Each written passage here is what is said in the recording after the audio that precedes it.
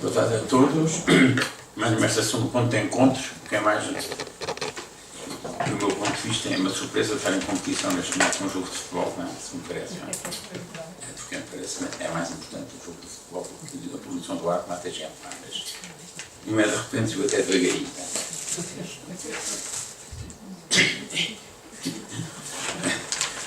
Ora bem, às vezes. Ora bem, o tema de hoje é um tema extremamente importante, pertinente e atual. Eu devo fazer aqui uma pequena, curtíssima intervenção. Estava aqui a ver, para já, porque eu pessoalmente tenho uma longa, ligada aos problemas da poluição do ambiente, sobretudo da poluição do ar.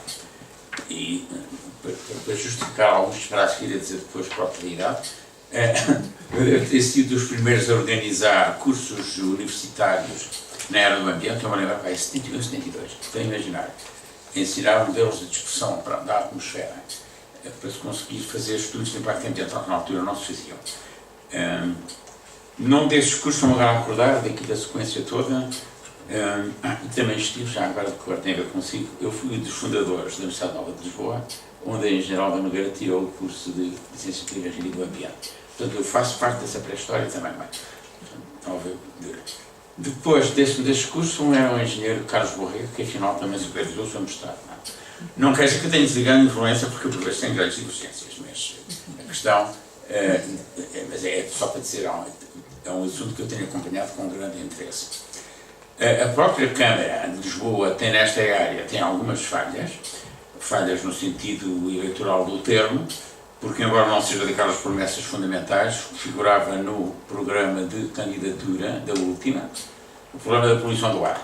Nós, na intenção da Câmara, nomeadamente via Lisboa Nova, temos na nossa página algo de permanentemente atualizado relativamente não só à previsão meteorológica, mas também à poluição do ar e ao gás dos resíduos. Não foi possível fazê-lo nesta legislatura, vamos ver se a próxima continuar com a minha equipa, se ela leva isso por diante. De qualquer maneira, eu já sugeri que mantivessem. Portanto, é um tema importante, e já agora vamos só fazer esta pequena referência.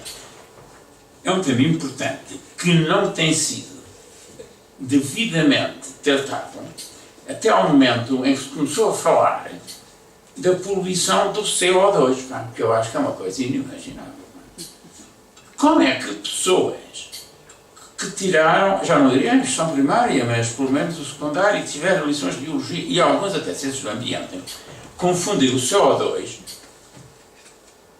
com um poluente, esquecendo-se que as plantas são um poluente imenso, respiram CO2 também,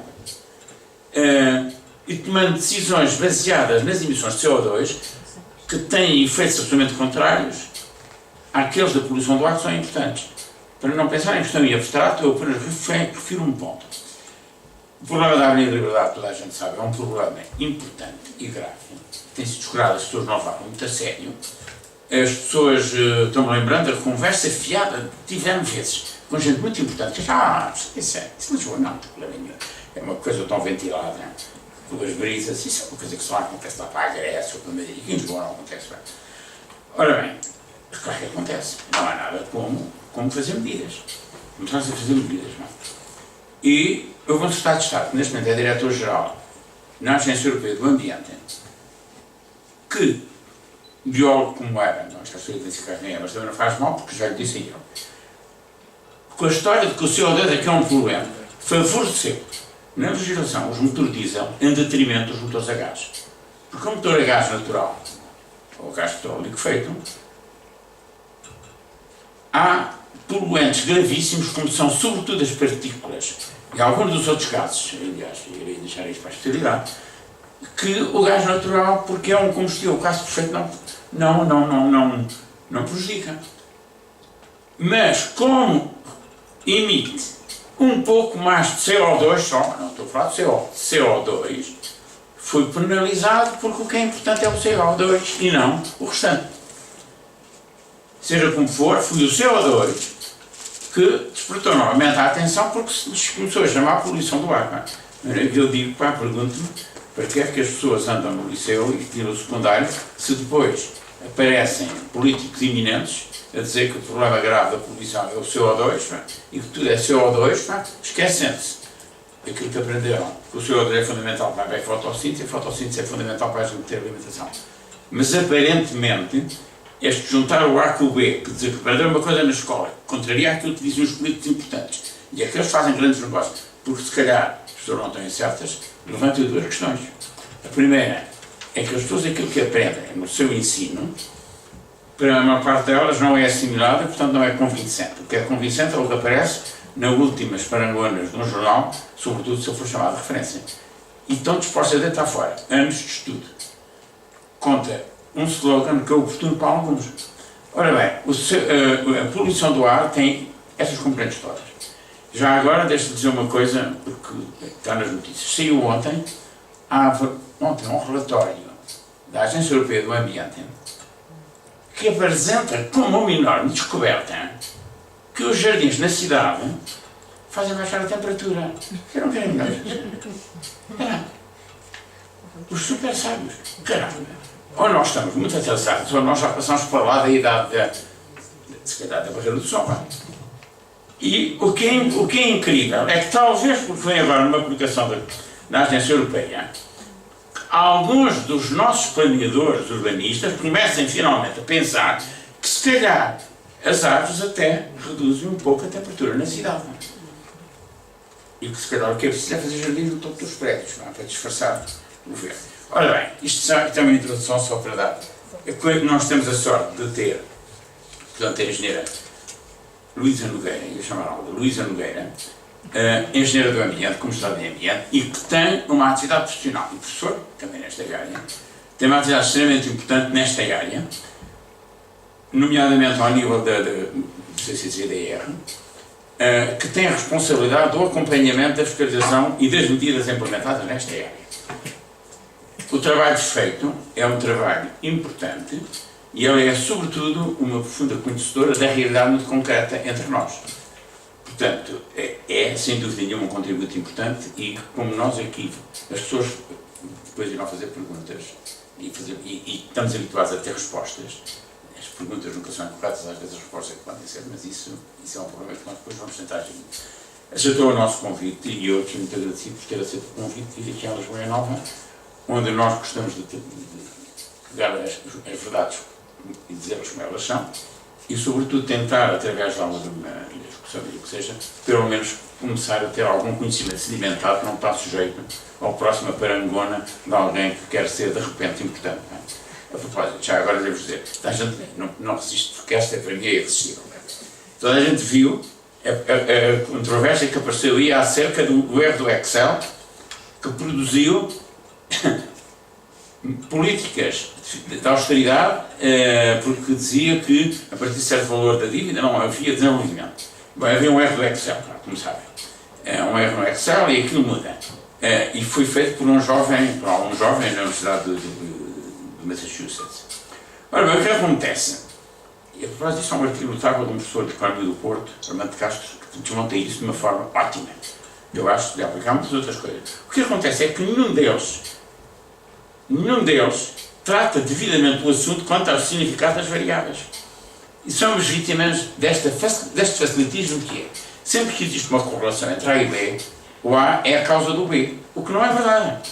Nós podemos ter uma enorme correlação entre as temperaturas em Lisboa e as vitórias do Futebol Clube do Porto, e não terá nada a ver com outra. Podem estar correlacionadas a um grau extremamente elevado. Porquê é que isto é importante? É importante porque os jornais precipitaram-se para os títulos, ninguém foi examinar o caso, e aquele jovem, acabado do doutoramento, saltou para as parangonas dos jornais de todo o mundo, e isso para ele provavelmente compensou a leviandade e a ligeireza com o preço do trabalho. Portanto, esta é a altura em que nós vivemos, e isto é grave. Aquilo que se aplica a estes modelos de economia é a mesma coisa que acontece com os modelos de clima, as coisas são as mesmas. As pessoas projetam, ninguém examina o que está por trás, as pessoas querem conclusões. E quanto mais sonantes forem, melhor. Para serem sonantes, têm que ser ou catastróficas ou a dar cabo, alguém é importante. Bem, posto isto, engenheiro, palavra assim. Boa tarde a todos. Vou ver se me ouvem, porque eu também não. O professor pessoa, também não estou muito bem da minha garganta. Estou mal dos pólenes e do vento. Tem estes problemas. Antes de mais, queria agradecer ao José Novo o convite que me fez para estar aqui hoje a falar da qualidade do ar em Lisboa e na representação da CCDR. E o que vou falar aqui hoje é um bocadinho o resultado do trabalho que tenho desenvolvido na CCDR ao longo destes 20 anos, cerca de 20 anos. Por acaso, a minha atividade profissional começou precisamente na altura numa entidade, numa comissão que avaliava a qualidade do ar em Lisboa, que estimo tem entretanto, que era a Comissão de Gestão do Ar em Lisboa, e que na altura era a forma de avaliação da qualidade do ar no território nacional. Em 1991 a qualidade do ar era avaliada nas zonas, sobretudo nas zonas onde existiam comissões de gestão do ar. Existia uma comissão de gestão do ar na cidade de Lisboa, outra no Barreiro, outra em Sintra, e portanto foi por acaso na comissão de gestão do ar de Lisboa que iniciei a atividade. Na altura era uma comissão que funcionava na antiga CCR, que entretanto veio a dar origem à CCDR, e portanto foi aí o início do meu percurso profissional. E no fundo isto, o que trago aqui hoje é um bocadinho o resultado destes 20 anos de trabalho. Não está cá tudo, mas um bocadinho o resumo do trabalho desenvolvido. E como sempre, quando falamos destas coisas, se calhar vem uma... Só para sintetizar um bocadinho o que é que foi a evolução do enquadramento legislativo nesta matéria. Na verdade, desde que comecei, já me recordo de 3 fases em termos de legislação comunitária nesta matéria, e a fase mais importante, se calhar, foi a Diretiva Quadro 96, que permitiu uma série de alterações e que vai introduzir uma série de alterações importantes na monitorização da qualidade do ar. Na sequência da publicação dessa Diretiva Quadro, em 96, foram publicadas várias diretivas filhas que introduziram obrigações, ou ajuntam obrigações na monitorização de determinados poluentes, alguns dos quais até à data nunca tinham sido avaliados ou não eram de monitorização obrigatória, nomeadamente o benzeno, que foi um poluente que foi objeto de monitorização a partir da aprovação da segunda Diretiva FIA, e, por exemplo, os metais pesados, que passaram a ter obrigatoriedade de avaliação também a partir dessa altura, da publicação da quarta Diretiva.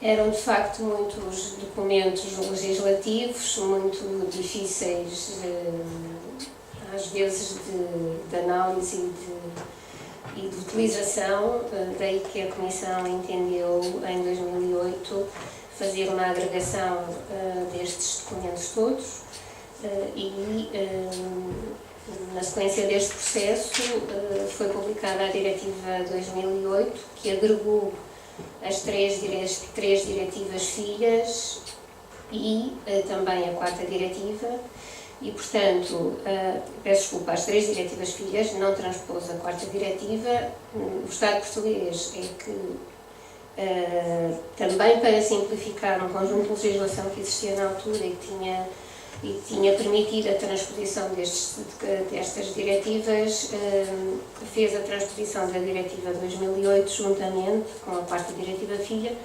num único documento, num único título legal, que é o Decreto-Lei 102/2010, e que neste momento é o documento que define o regime de avaliação e gestão da qualidade do ar em Portugal e que agrega, no fundo, as obrigações em termos de avaliação e de gestão para todos os poluentes referidos na Diretiva 2008 e também na quarta Diretiva filha, relativa aos metais pesados e aos hidrocarbonetos aromáticos policíclicos. O Decreto-Lei 102/2010 define um conjunto de competências para as CCDRs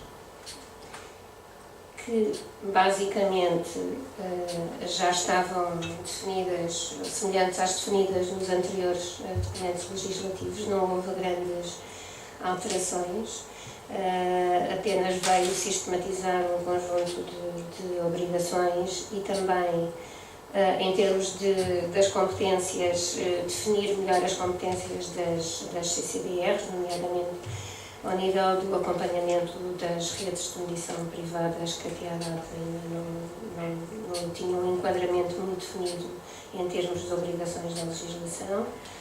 E também este decreto-lei veio trazer um conjunto de obrigações ao nível da garantia da qualidade das medições. Isto são obrigações que decorrem diretamente da transposição da Diretiva 2008.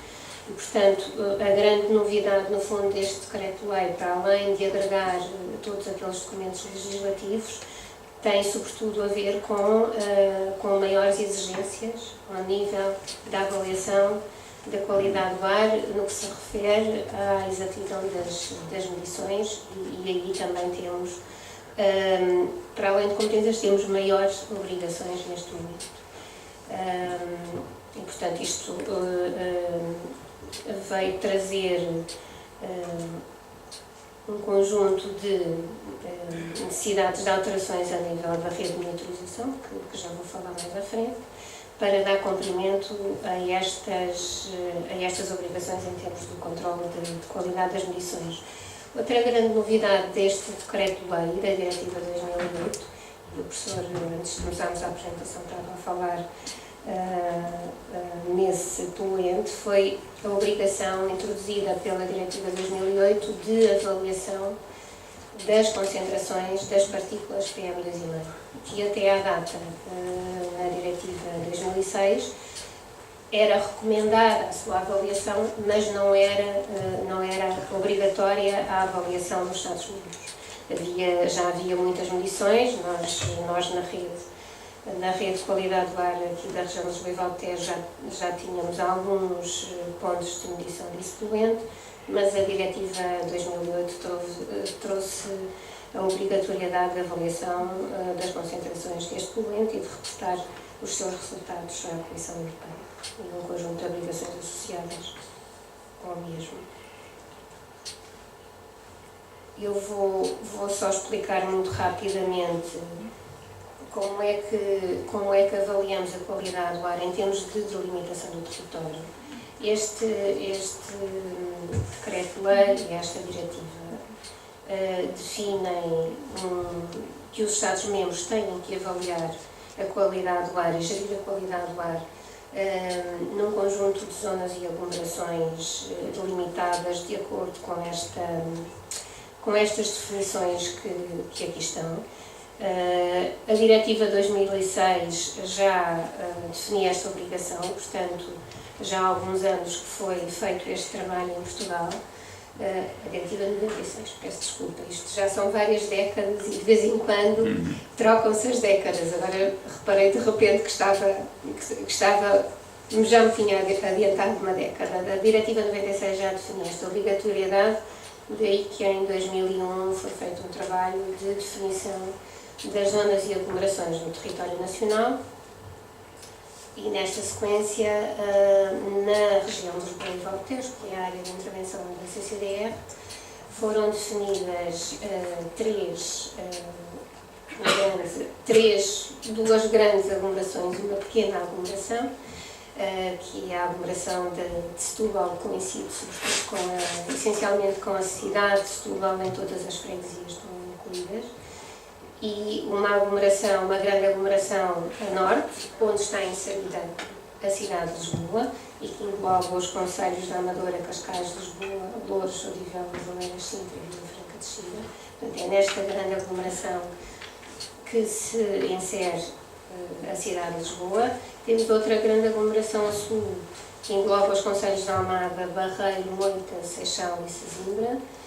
E depois temos duas grandes zonas esta diferenciação entre zonas e aglomerações tem a ver com os níveis de poluição, com a própria definição, peço desculpa, das aglomerações e das zonas. Portanto, as aglomerações, como está aqui definido, são zonas que se caracterizam por um número de habitantes superior a 250 mil. Este número de habitantes e esta densidade populacional não inferior a 50 mil habitantes, a definição destas zonas foi feita por agregação das freguesias dos vários concelhos. Portanto, não é uma agregação por concelho, é uma agregação ao nível da freguesia. Há concelhos, por exemplo, o Concelho de Loures e o Concelho de Vila Franca, que têm zonas muito rurais e nem todas as freguesias integram as aglomerações, apenas as freguesias mais urbanas. As freguesias mais rurais fazem parte das zonas. Estas zonas, porque as aglomerações também são zonas, são no fundo as unidades nas quais nós avaliamos e gerimos e temos que gerir a qualidade do ar se houver problemas. Para estas grandes zonas e aglomerações, de acordo com esta nova legislação, também já existia esta obrigação na anterior legislação, são definidos podem ser definidas diferentes estratégias de avaliação. Estas diferentes estratégias têm a ver com o nível das concentrações que são avaliadas em cada uma das estações de medição ou por outras estações de medição, se houver, ou por outras técnicas de avaliação, como a modulação, campanhas, medições indicativas. Portanto, no fundo, a conjugação da população de cada uma destas zonas e dos níveis de poluição, de concentração, de qualidade do ar avaliados, são definidas as obrigações em termos de avaliação da qualidade do ar, que podem ser, no fundo, o conjunto de várias técnicas, conforme está definido neste esquema. Na zona da região de Lisboa e Valtejo, nas várias zonas da região de Lisboa e Valtejo, temos uma rede de monitorização que permite avaliar a qualidade do ar e que tem estações fixas em todas as zonas e aglomerações. Eu nesta apresentação trouxe mais falar da rede em Lisboa, porque é esse o tema da apresentação. Esta rede de monitorização, como eu vou falar mais à frente, iniciou-se a rede automática em Lisboa e depois foi-se expandindo para o resto da região. E neste momento a rede instalada tem 24 estações de medição fixas e é sobretudo recorrendo às medições feitas nas estações fixas que efetuamos a avaliação da qualidade do ar, e sobretudo com base nos resultados destas estações. De vez em quando fazemos campanhas de monitorização, recorrendo a outros métodos de avaliação, por exemplo, a difusão passiva para a avaliação, sobretudo das concentrações de gases, e que tem como grande objetivo avaliar a distribuição das concentrações dos poluentes, uma vez que os resultados das estações permitem-nos obter a concentração em determinados locais muito específicos que nós consideramos representativos de outras zonas de idênticas características, ou seja, de facto as estações de monitorização fixas têm a limitação de permitirem apenas avaliar um ponto de medição, e às vezes perguntam-nos então, mas as medições que são feitas nas estações não permitem apenas avaliar localmente a poluição. É verdade que quando tentamos fazer a localização das estações de medição, tem que haver um grande cuidado para evitar que as mesmas estações sejam afetadas por fontes de poluição próxima, no sentido de garantir que as estações são o mais representativas possíveis de uma vasta zona. Obviamente sabemos que as estações de tráfego, por exemplo, têm uma representatividade limitada e permitem, sobretudo, avaliar a exposição da população a concentrações mais elevadas. No entanto, Também sabemos, e precisamente por campanhas feitas noutros locais, por exemplo, na cidade de Lisboa, que muitas vezes as concentrações que são medidas em Entrecampos ou na Avenida da Liberdade são muitas vezes semelhantes a outras zonas de tráfego de características idênticas. Ou seja, o facto de termos as estações localizadas em pontos não significa que elas apenas permitam avaliar aqueles locais. Elas são representativas de zonas da cidade com características semelhantes. Outras ferramentas para a avaliação da qualidade do ar são, obviamente, os inventários de emissões de fontes fixas e fontes móveis, que muitas vezes temos alguma dificuldade em ter esta informação atualizada, até pela própria pouca disponibilidade de dados e também da complexidade da avaliação desta informação. Atualmente, como já disse, a rede de monitorização da qualidade do ar na região de Lisboa e do Tejo é constituída por 24 estações. A rede foi reestruturada o ano passado, eu já vou falar nisso mais à frente. Em Lisboa, neste momento, temos 6 estações de monitorização, 3 estações urbanas de fundo, 3 estações de tráfego. Julgo que podem ver ali na imagem, portanto, as 3 estações urbanas de fundo, Olivais, Beato e Restelo, e as estações de tráfego são as estações de Benfica, Entrecampos e Avenida da Liberdade. Estas estações, neste momento, são aquelas que permitem avaliar a qualidade do ar na cidade de Lisboa. Obviamente, as medições que fazemos nas estações da zona envolvente, nos concelhos envolventes de Lisboa, também dão-nos uma informação preciosa para avaliarmos, no fundo, as fontes de poluição e para avaliarmos as tendências das concentrações. Portanto, embora Lisboa seja, no fundo, seja a zona mais complexa em termos de emissões, o resto da zona envolvente da grande área metropolitana é também uma zona já com muito tráfego, que é fundamental fazer a avaliação nesta zona, embora as estações, o maior número de estações estejam concentrados na cidade de Lisboa e também por razões históricas na zona do Barreiro, porque no Barreiro, como todos sabem, há alguns anos existia a indústria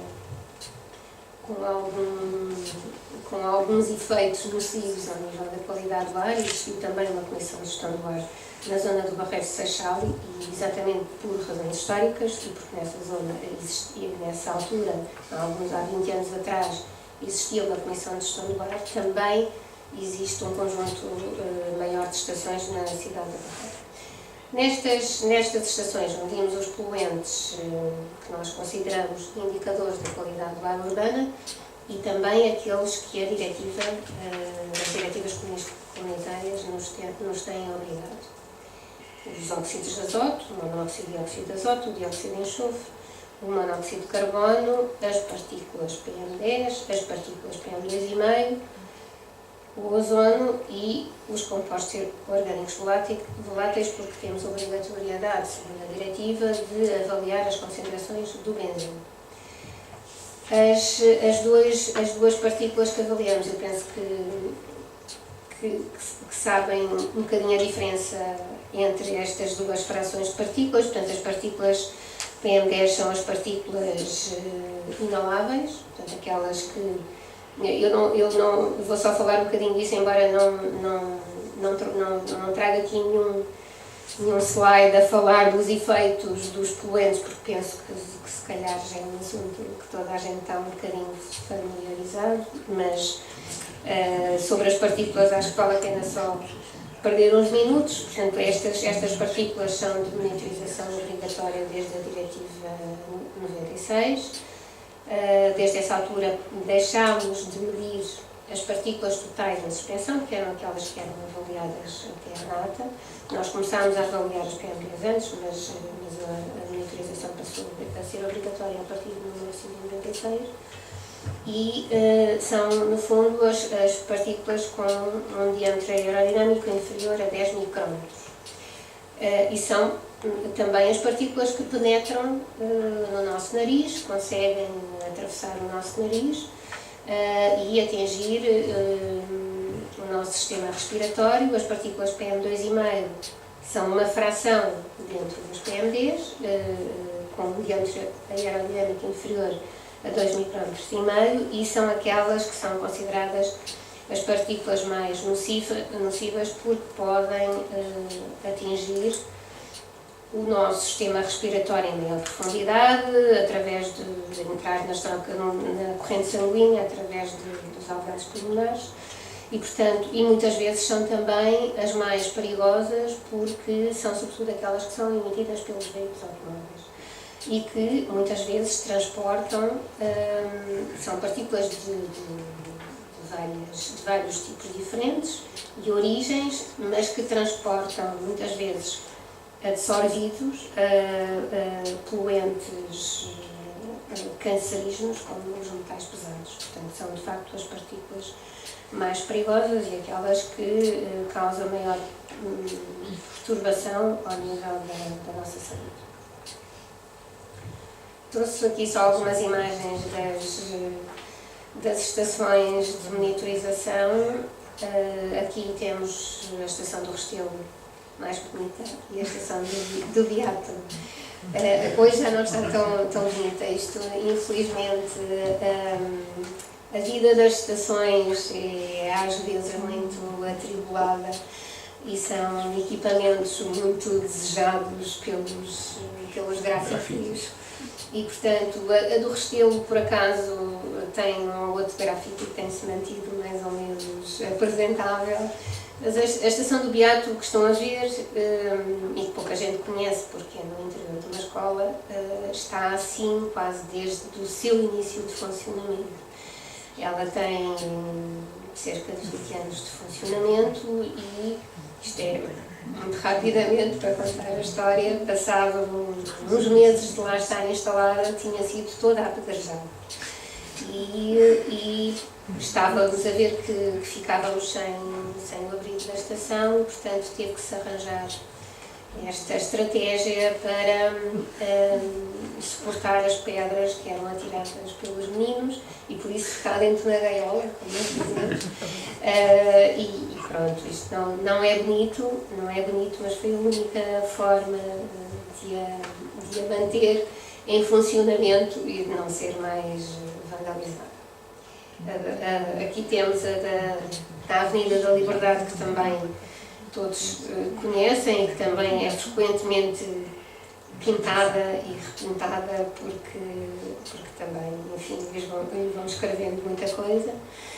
E também a estação de Santa Cruz de Benfica, que, como já tem esta decoração, não sei se conhecem, se alguma vez viram, que foi uma ideia muito interessante da Câmara de Lisboa, num projeto em colaboração connosco, que decidiu, como o equipamento era para pôr num jardim, não é propriamente bonito, arranjou uma decoração que foi também útil com um projeto educativo e que permitiu fazer alguma sensibilização nos alunos das escolas da zona e que tem, portanto, agora já está um bocado escura, julgo que teve um fenómeno que julgo que foi o sol que queimou a própria cobertura, o revestimento da estação, mas permitiu durante alguns anos que os alunos visitassem a estação e que fossem aprendendo um bocadinho sobre os problemas da poluição do ar através das várias paredes, do que está nas várias paredes da estação, e uma das faces que não se vê aqui tem até desenhos de alunos das escolas da zona de Benfica, foram feitos por eles com alguns conselhos úteis para melhorar a qualidade do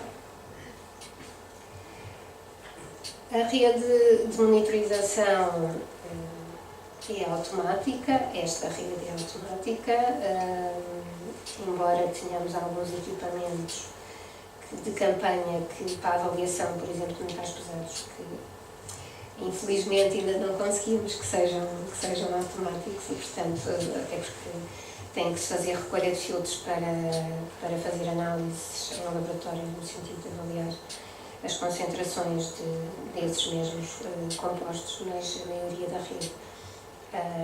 Esse estudo que está nas estações funciona de facto em automático. Cada estação tem um conjunto de analisadores que estão ligados através de, até há um mês atrás diria, através de linha telefónica. Neste momento a recolha dos dados deixou de ser feita dessa forma.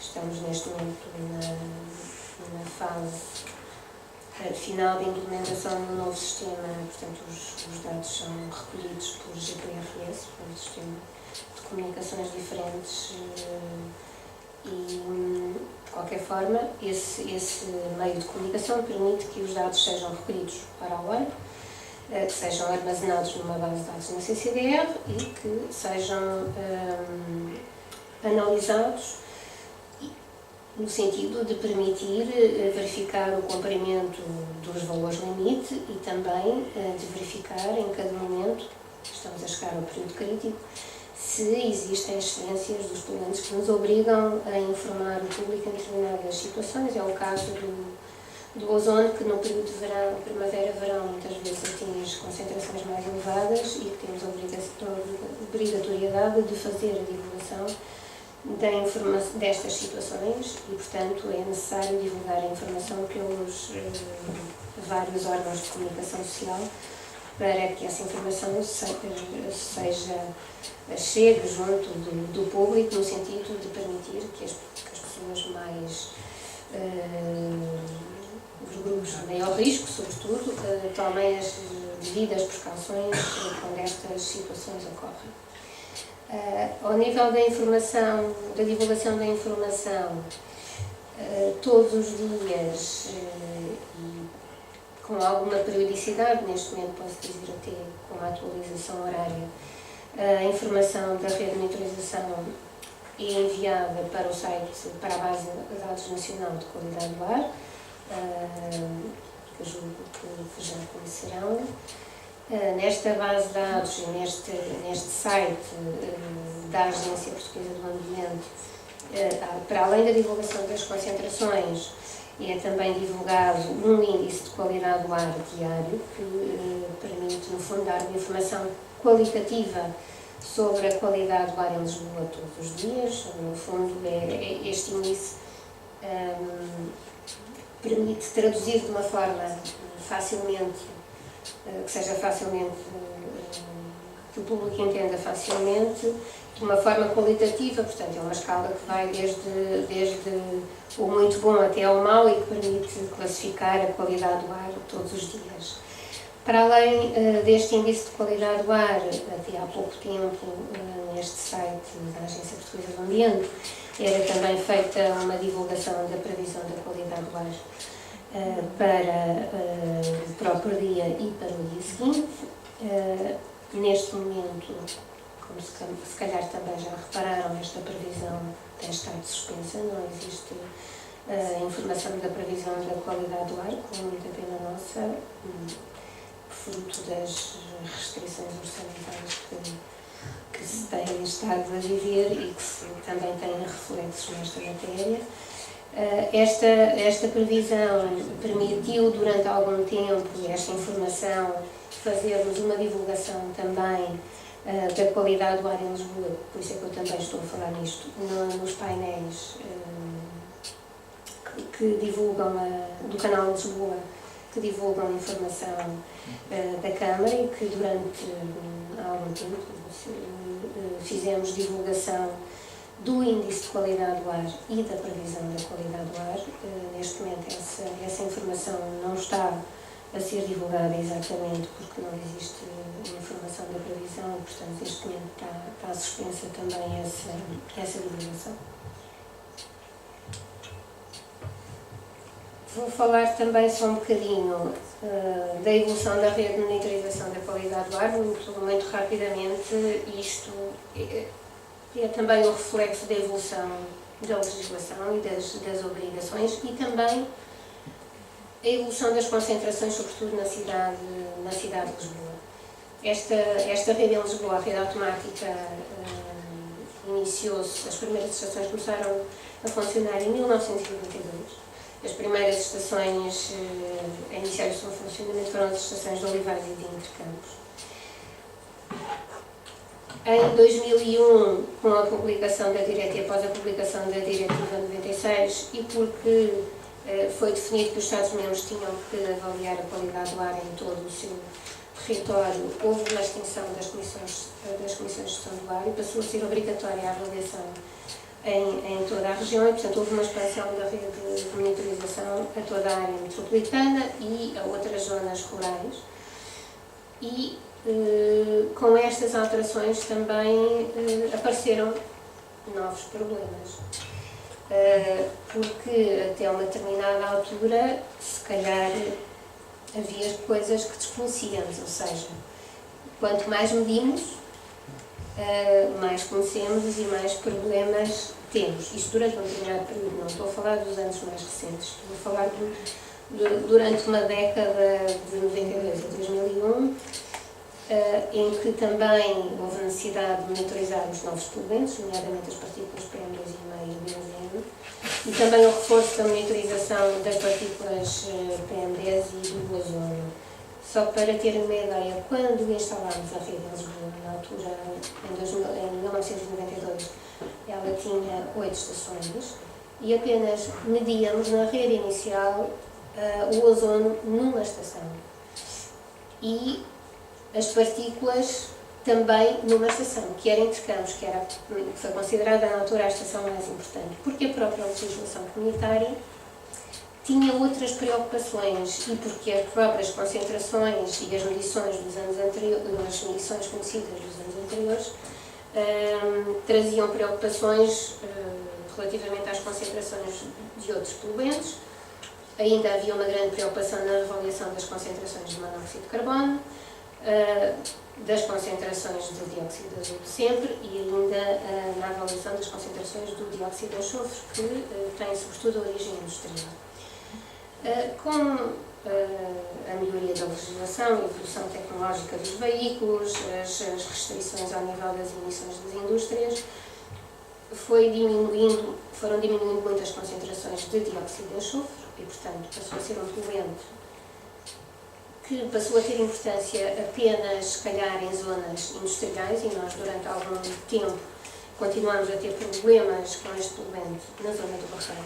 Mas ele não deixou de ter expressão, qualquer expressão. As concentrações são muito próximas de zero em todas as estações da rede, em praticamente todas, com exceção desta zona, onde hoje também já não temos problemas. As concentrações de monóxido de carbono, posso-vos dizer que quando comecei a trabalhar nos primeiros anos, lembro-me que tinha valores máximos de monóxido de carbono em Lisboa, às vezes de 30 mil microgramas. Eu não gosto muito de falar de máximos porque eles não são muito representativos, mas tínhamos médias anuais sempre superiores a 1000 microgramas. Hoje em dia, as concentrações de monóxido de carbono estão muito abaixo deste valor. Raramente temos valores máximos superiores no ano a 3.000, 4.000, para verem as diferenças das concentrações daquela época, há 20 anos atrás, para os dias de hoje. E, portanto, foi também um poluente que deixou de ter importância. Com a nova Diretiva 96, foi necessário reforçar a monitorização das partículas PM10, porque elas passaram a ser de monitorização obrigatória, e também do ozono.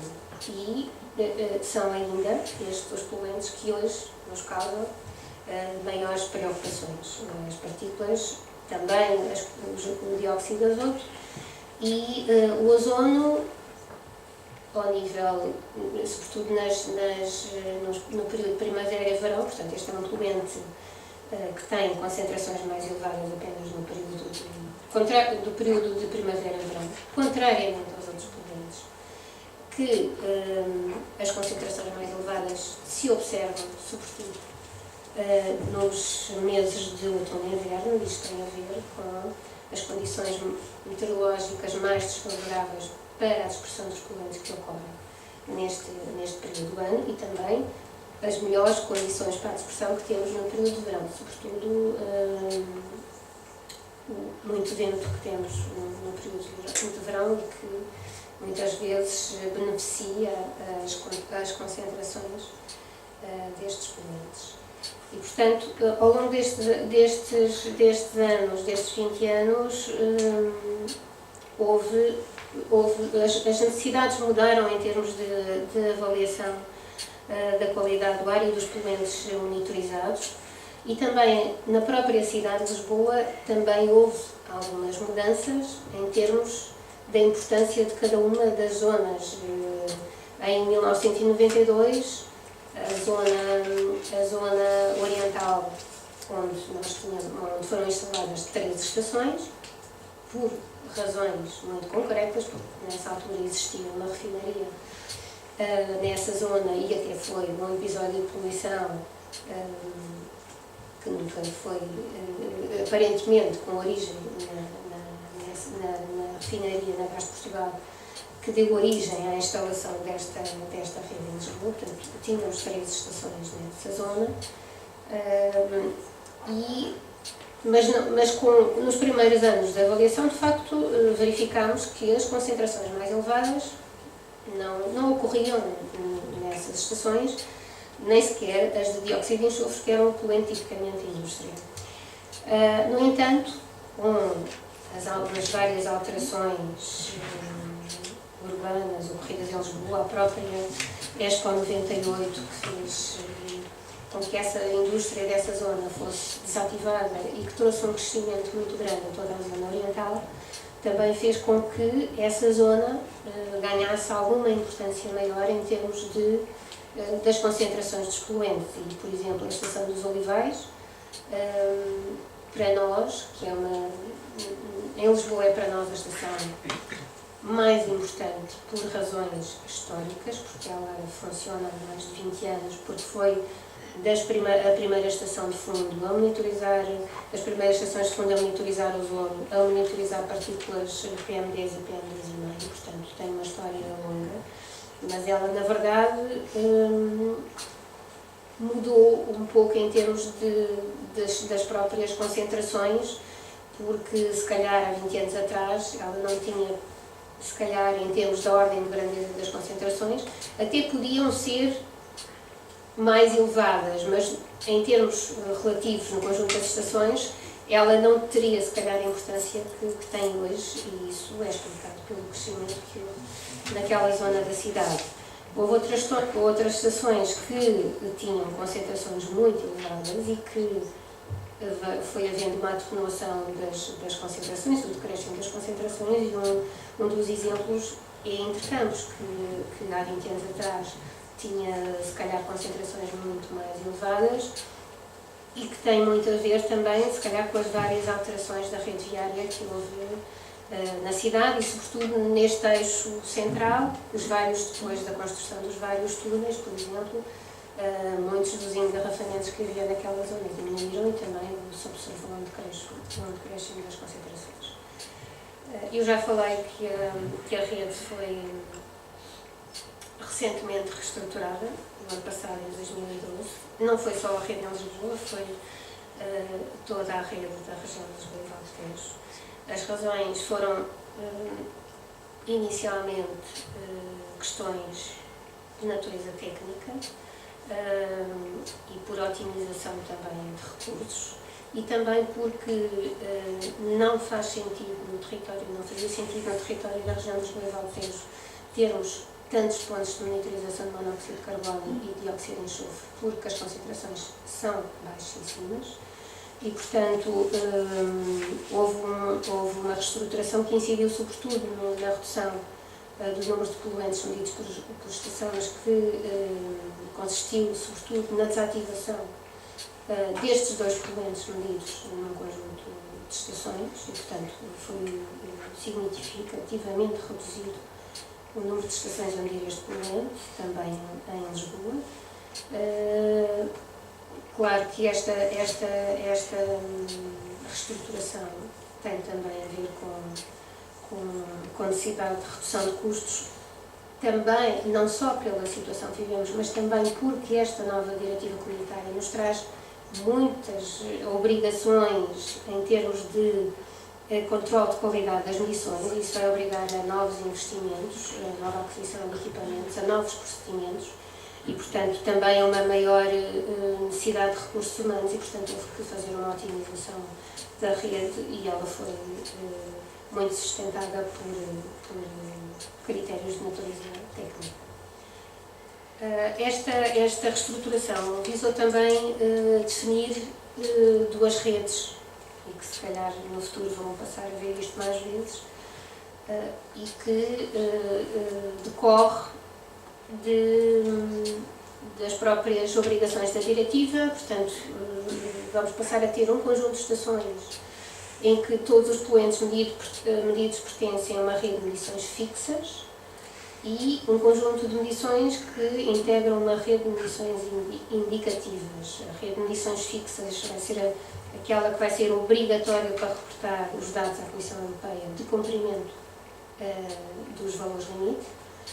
A rede de medições indicativas, no fundo, será uma rede complementar à rede de medições fixas e que para nós é essencial para complementar a informação no fundo, só para clarificar, são tudo medições feitas em estações fixas, ou seja, todas as medições vão ser feitas em estações. A diferença entre as medições fixas e as medições indicativas tem a ver com duas questões. Por um lado, a quantidade de medições que temos durante o ano. As medições indicativas, a obrigatoriedade em termos do número de medições não pode ser inferior a 14% do ano. As medições fixas têm que obter um critério de 90% da avaliação das concentrações no ano. Para além disso, há também aqui uma outra grande diferença. As medições fixas têm, em termos de critérios, requisitos de qualidade, da obrigação de determinados procedimentos que a diretiva comunitária lhes obriga, têm muito maiores obrigações do que a rede de medições indicativas. Portanto, esta é a grande diferença entre os dois tipos de medições. Do sistema de comunicação já falei. Só muito rapidamente, e também já fui falando sobre as principais fontes de poluição em Lisboa, e isto todos sabem, até porque a indústria em Lisboa não tem qualquer expressão.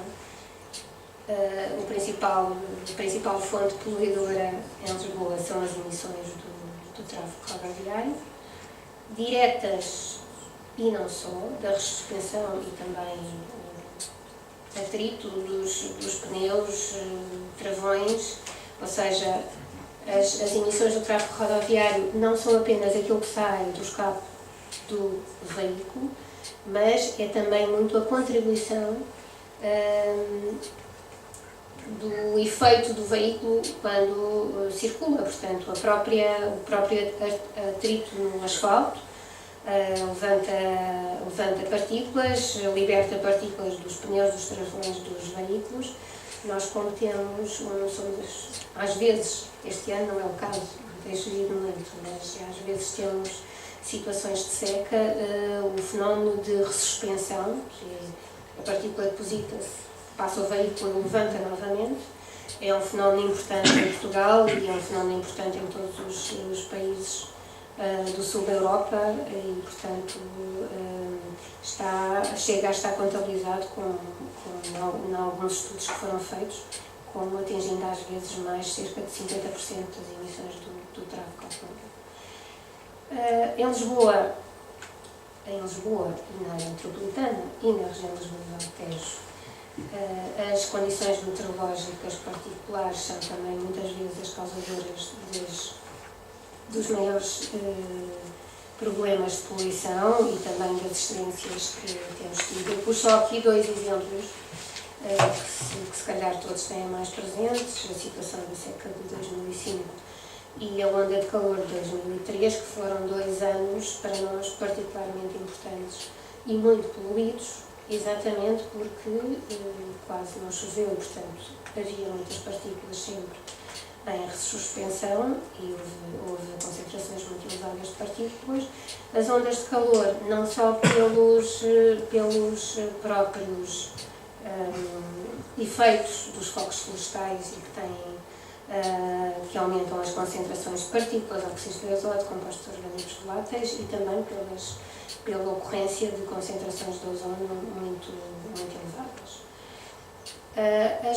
As causas naturais são também uma fonte importante de partículas, os incêndios florestais que acabei de falar, os eventos naturais e também os aerossóis marinhos, sobretudo nas zonas mais próximas do mar. Os eventos naturais, eu não trouxe aqui nenhuma imagem, porque não quis trazer uma apresentação muito parecida com a que fiz aqui há alguns anos atrás, mas é um fenómeno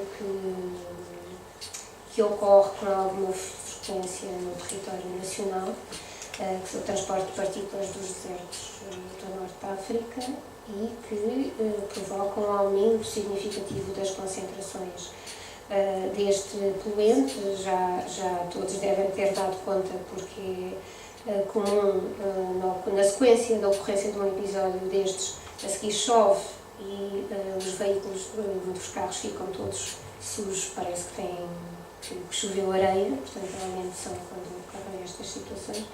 Se alguém tiver curiosidade em saber mais alguma coisa sobre estes fenómenos, está aqui uma pessoa na assistência, que é a doutora Luísa Mendes, que pode falar mais sobre esse assunto, e também a engenheira Joana Monjardim, que eu olhar para elas e que tem acompanhado este assunto junto à Agência de Pesquisa do Ambiente.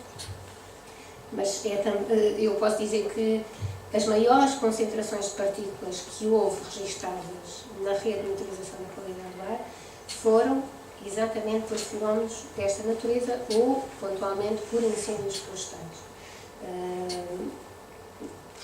Embora seja discutível, e há quem diga que, de facto, são partículas com um grau de toxicidade inferior, portanto, são partículas da fração crustal do solo, e, portanto, à partida poderão não ter um efeito tão nocivo, embora aquelas pessoas mais que têm maiores problemas, têm problemas respiratórios, podem ser igualmente prejudiciais e podem ter também um efeito muito nocivo. Outra ferramenta de avaliação, como já falei, é um inventário de emissões. Trouxe apenas aqui uma imagem da alocação espacial de emissões na região dos Rios Alpes, das concentrações de óxidos de azoto e partículas PM10, em que é visível o Conselho das maiores emissões no Conselho de Lisboa e nos Conselhos do Barreiros de Seixal e depois junto às grandes vias de tráfego. Outra ferramenta de avaliação da qualidade do ar, como também já falei, para além das estações de monitorização, são as campanhas que fazemos pontualmente e que muitas vezes nos dão uma imagem da distribuição das concentrações. Só trouxe aqui uma imagem de uma campanha que foi feita de um período curto com um conjunto, não estou em erro, de 9 amostradores. Fizemos em colaboração, num projeto de colaboração com a Faculdade de Ciências e Tecnologia e que permitiu avaliar a distribuição das concentrações de partículas em Lisboa. Atenção, que isto é uma imagem de um período curto, portanto, não estou aqui a dizer que isto pode depois extrapolar-se para médias anuais, mas esta foi a imagem do período que avaliamos.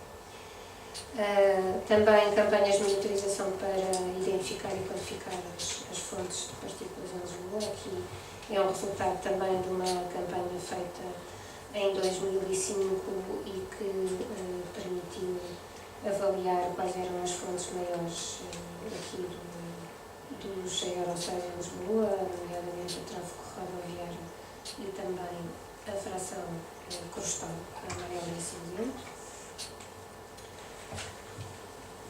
Estas são imagens que também confirmam que o tráfego rodoviário é o principal problema na cidade de Lisboa. Esta é uma imagem que eu me esqueci, mas que corrijo, relativa à estação de Mendes Campos. Isto é uma evolução horária das concentrações no período 2008-2012. Portanto, é a média de todos estes anos, de todas as horas de todos estes anos. em que é bem visível aquilo que nós chamamos o canil, portanto os dois picos do tráfego da manhã e da tarde, das concentrações de monóxido de carbono e NO2, que são as duas curvas a azul, uma azul, outra a roxo. As partículas a vermelho, não com um perfil tão marcado, mas que também é visível os dois picos do tráfego.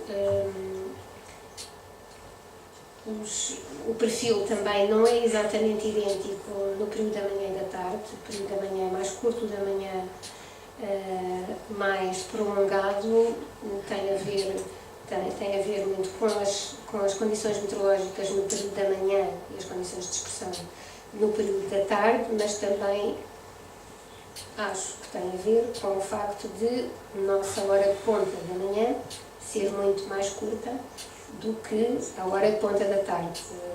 A maioria das pessoas chegam, se calhar, ao serviço, ou saem de casa entre as 7 e têm que começar a trabalhar até às 10, portanto, o período das maiores concentrações é ali entre as 8 e as 10, mas depois sai-se a partir das 4h30, 5 da tarde e muitos saem às 8 da noite e, portanto, julgo que há um maior prolongamento das concentrações elevadas e também, como já disse, tem a ver com as piores condições de dispersão no período noturno e muitas vezes com a existência de inversões térmicas no período noturno em Lisboa. Sobretudo em Lisboa, muitas vezes temos as concentrações mais elevadas por volta entre as 11 e 1 da manhã. É muito frequente ocorrer estas situações, mas o professor Delgado Domingos poderá falar melhor sobre isso do que eu, se calhar. Este é um perfil horário das concentrações de NO2 nas 6 estações que existem atualmente em Lisboa. E como podem ver, independentemente de serem estações de tráfego de fundo, que está aqui assinalado quais são as estações de fundo, é nítido o perfil do tráfego mais ténue nas estações de fundo, também a ordem de grandeza das concentrações mais baixa, sendo que das 3 estações de fundo, como já disse, Olivais é a estação que tem um nível de concentrações mais elevado. Acho que já falei de tudo o que aqui está e que tem a ver com a evolução desde 92, decréscimo significativo das concentrações de monóxido de carbono e das concentrações máximas de óxidos de azoto, o que nós temos que avaliar obrigatoriamente, temos que verificar o cumprimento. Em zona urbana é o dióxido de azoto, os óxidos de azoto são em zonas rurais. Eu pus aqui das concentrações máximas porque o dióxido de azoto é aquele poluente que consideramos que não tem diminuído, a tendência para o decréscimo não é tão notória como até como nas partículas. Portanto, ao nível das concentrações médias, não tem tido um decréscimo tão significativo como seria de esperar, de acordo com a redução das emissões deste mesmo poluente. E se calhar tem muito a ver também com a tecnologia dos veículos, porque muitas vezes os dispositivos de redução de poluentes para a redução de partículas, por vezes, provocam um aumento das concentrações de óxidos de azoto. Como também já disse, o aumento do número de estações de monitorização neste período trouxe-nos um acréscimo do número de excedências das concentrações do ozono, o que não quer dizer que há 20 anos atrás as concentrações não fossem já elevadas, mas tínhamos praticamente não milhão deste poluente e, portanto, desconhecíamos este problema. Tem-se verificado um decréscimo das concentrações de partículas PM10 e, embora não seja em Lisboa, mas eu pus aqui que houve também um decréscimo das concentrações de dióxido de enxofre, sobretudo na zona do Barreiro Seixal, porque era aqui que elas tinham a expressão, porque o resto da região, como já disse, as concentrações são muito próximas de zero. são um conjunto de gráficos onde isto que eu acabei de referir é mais ou menos óbvio. Aqui estão as estações de tráfego da nossa rede, pelo menos aquelas que tinham dados neste intervalo e tiveram continuamente a funcionar. Há anos em que não é muito, houve anos em que foi muito óbvio o decréscimo das concentrações. Os anos piores também por causa dos fenómenos meteorológicos, porque 2007 também foi um ano muito mau, 2005, 2006 e 2007, e nos anos seguintes houve um decréscimo significativo das concentrações. Esta mesma tendência também se verificou nas estações de fundo. As estações que aqui estão são também as estações da rede, só não estão aqui as estações rurais. As nossas estações rurais que são na Chamusca, na Lourinhã e no Concelho de Palmela, em Fernando Poo. Aqui, porque a Avenida da Liberdade é sempre a estação mais falada e mais conhecida, a evolução das concentrações de partículas PM10 na estação da Avenida da Liberdade no período 2001-2012, normalmente não tratamos conjuntamente o período anterior, porque foi a partir desta data que entrou em vigor a nova legislação sobre qualidade do ar.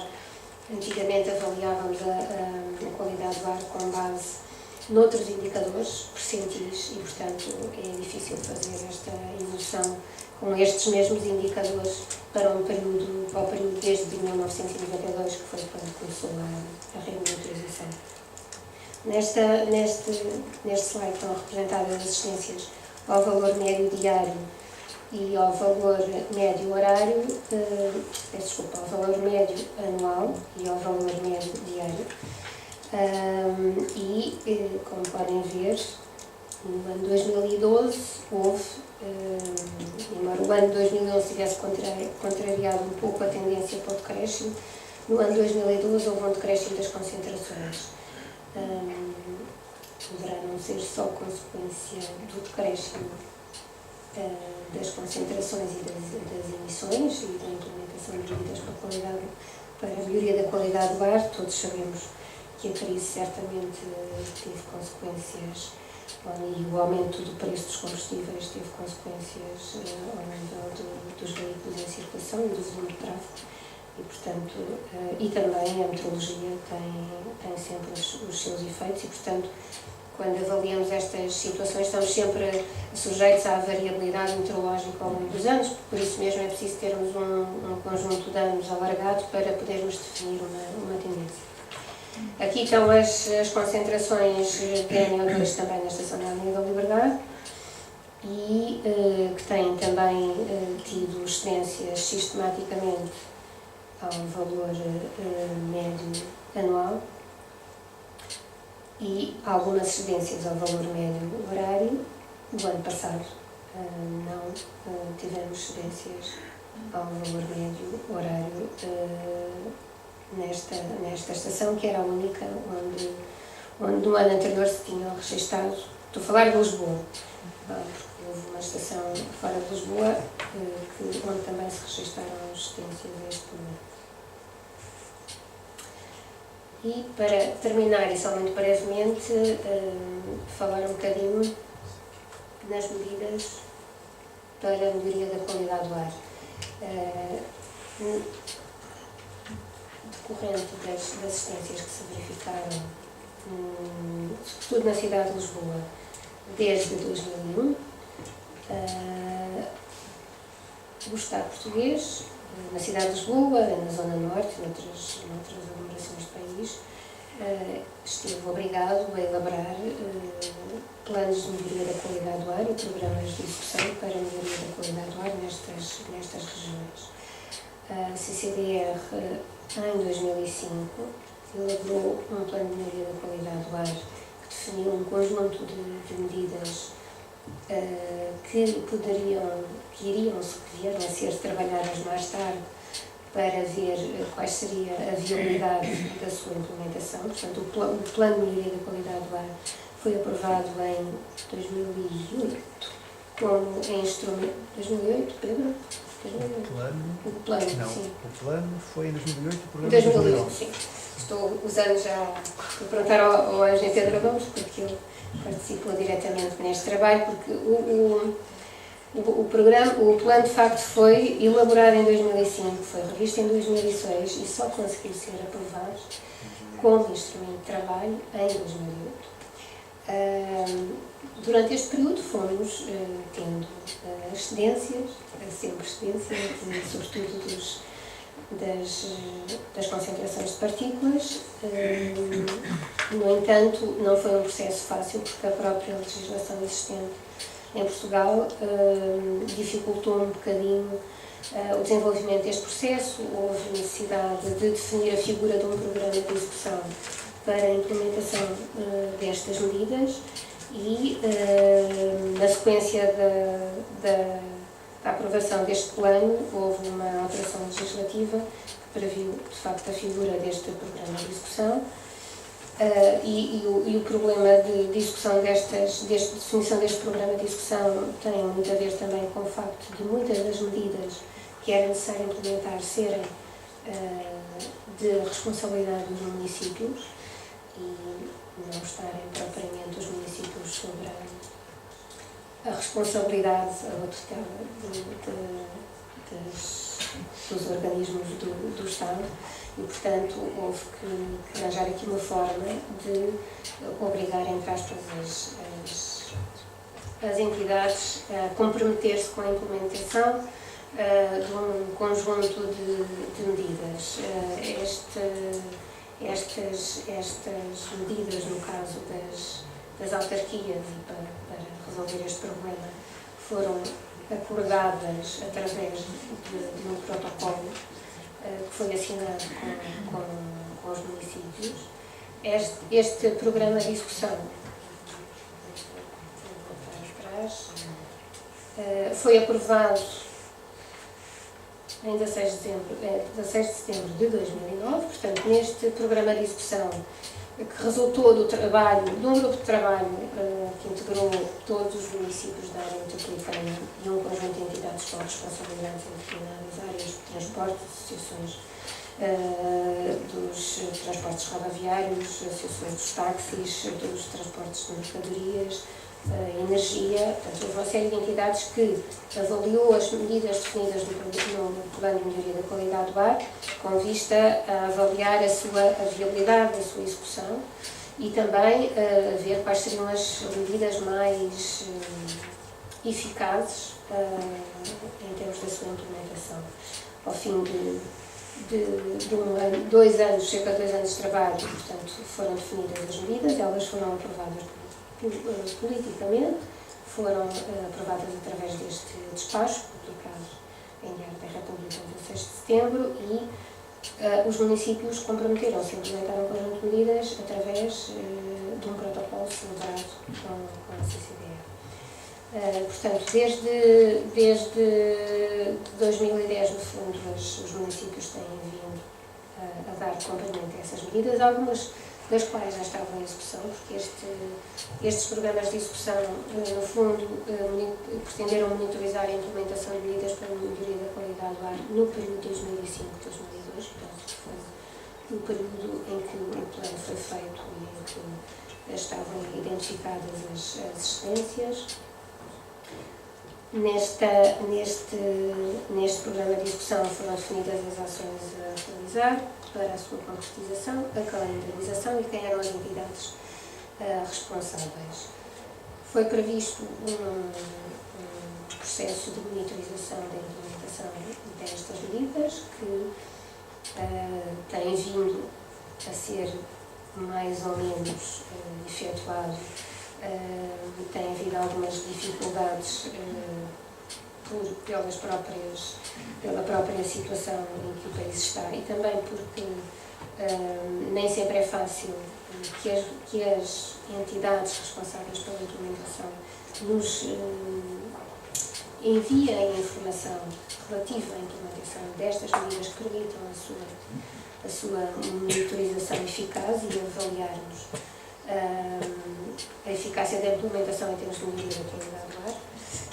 É verdade que também muitas das medidas, só para terem ideia das medidas que são medidas municipais e também supramunicipais definidas nestas tipologias, muitas delas nem sempre são de fácil monitorização. As medidas incidiram sobretudo nas medidas destinadas a restringir as emissões dos transportes, que eram o principal problema, e incidiram sobretudo na cidade de Lisboa, e tiveram a ver com a gestão e a calmaria de tráfego, a otimização e o desempenho ambiental de frotas. Algumas têm, de facto, pouco peso na redução das emissões, outras, algumas mais que outras, mas temos tido algumas dificuldades na monitorização deste processo, muito por falta de informação para cálculo dos indicadores.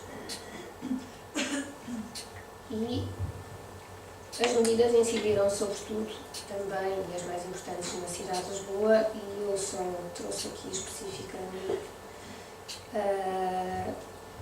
algumas imagens da zona de emissões reduzidas, da ZER, que para nós tem sido considerada como a medida mais importante deste programa de execução, pelo benefício que se esperava em termos de redução das concentrações. Outras medidas foram aplicadas na cidade de Lisboa, como a expansão dos corredores bus e outras medidas, se calhar menos importantes, como as ciclovias, para nós menos importantes em termos de redução das emissões. Esta medida tem sido complementada também com outras medidas de iniciativa camarária, nomeadamente as restrições de circulação na zona do Marquês de Pombal, e, portanto, não é uma medida do nosso programa de execução, é uma medida de facto de iniciativa da Câmara, mas que veio um pouco complementar a zona de emissões reduzidas. Se calhar também já todos olharam para os sinais de trânsito que estão espalhados pela cidade de Lisboa e que definem um pouco as restrições de circulação. Esta medida quando se iniciou, abrangeu apenas uma zona muito reduzida, o eixo Marquês de Pombal, Terreiro de Paço. Aplica-se apenas nos dias de semana, das 8 às 20 horas. Apenas podiam circular viaturas com um euro superior neste eixo. Houve exceções, obviamente, transporte público, veículos de emergência e os residentes na cidade. A zona de emissões reduzidas foi, entretanto, alargada a uma segunda fase em abril do ano passado. E, neste momento, a zona abrangida é a zona que está delimitada pela linha azul. A zona amarela continua a ser a zona mais do eixo Marquês de Pombal, Terreiro de Paço, que tem maiores restrições do que a zona mais alargada. Estes gráficos tenho que agradecer ao engenheiro Pedro Gomes, que está aqui presente e que tem acompanhado a monitorização da implementação desta medida para a Câmara Municipal. E os gráficos foram gentilmente cedidos por ele, que trabalhou esta informação e que traduz um pouco aquilo que aconteceu num período antes da entrada em funcionamento da segunda fase da ZER e após, e os mesmos meses no período depois da sua implementação, e também, ou seja, temos o janeiro-abril de 2011 e o janeiro-abril de 2012, ainda antes da implementação da ZER, que entrou em funcionamento. Exatamente no dia 1 de abril. Exatamente no dia de 1 de abril, não é mentira. E por isso é que temos esta divisão de janeiro a abril do gráfico, e depois de abril em dezembro No segundo caso, em 2012, já com a segunda fase da ZER implementada, em que foi aumentado o nível de exigência no eixo da zona inicial.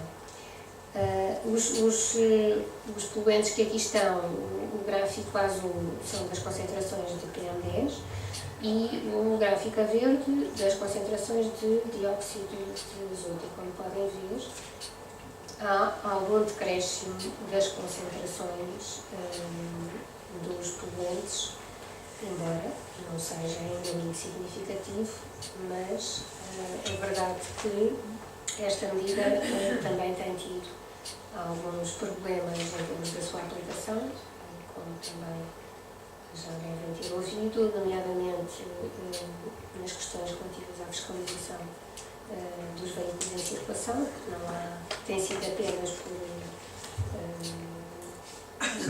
observação manual, como é dizer, não ocorre agora o termo mais adequado, por ações de fiscalização por paragem dos veículos, não há uma fiscalização eletrónica dos veículos em circulação e, portanto, assim torna-se de facto muito difícil ver se há mais ou menos infrações.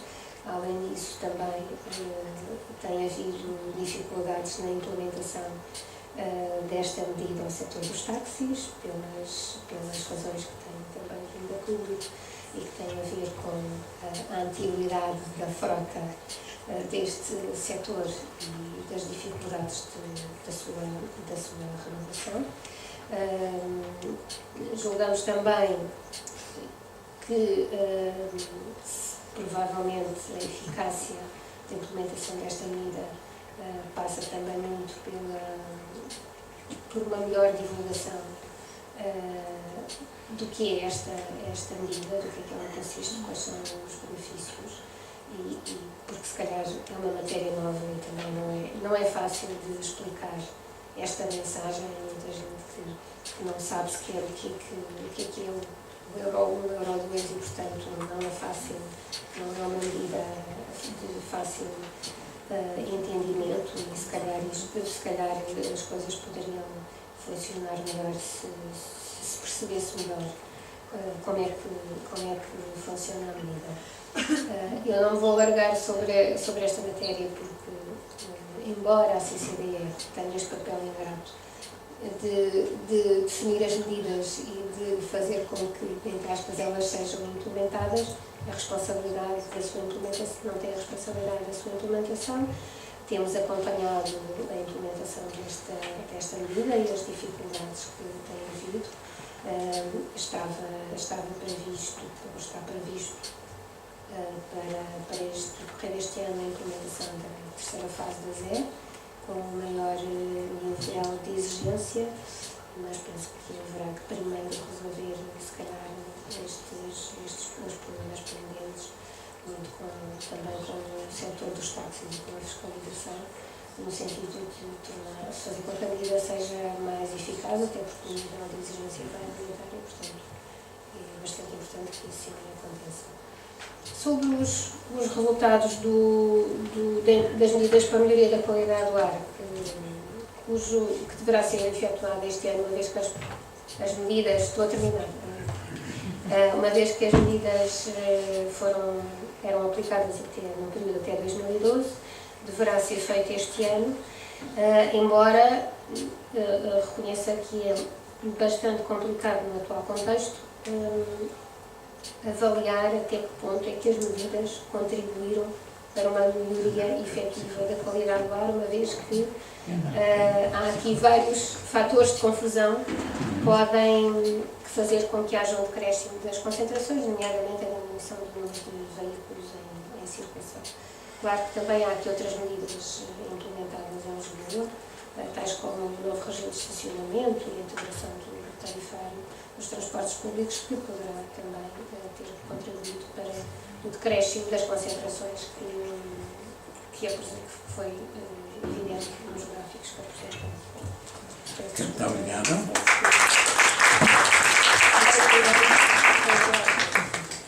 Nós fazemos agora um intervalo de um quarto de hora. Depois regressem porque temos que terminar imprescrivelmente com um quarto para as 8.